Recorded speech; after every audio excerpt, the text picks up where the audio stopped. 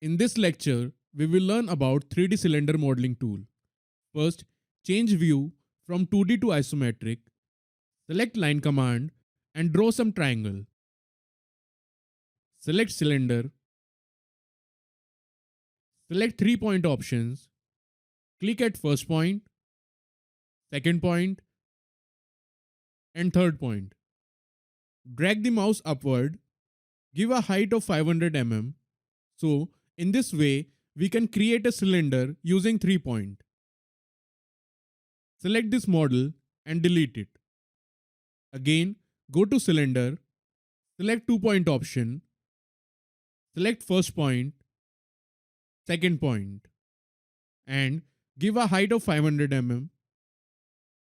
So, in this way, we can create a cylinder using 2-point.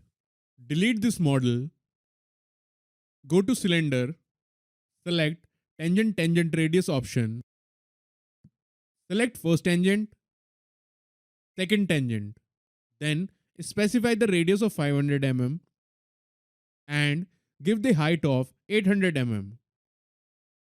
So, in this way, we create a cylinder using tangent radius.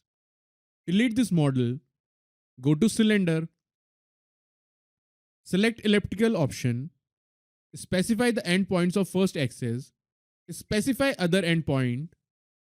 Now, specify the endpoint of second axis. Value of 300 mm, press enter and give the height of 500 mm. So, this is the elliptical cylinder.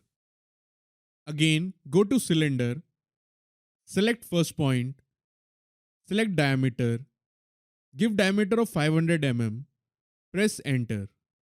Before giving its height, select axis endpoint. You can see that it changes the axis of the cylinder. Now, give height of 1000 mm. So, this is the axis endpoint option.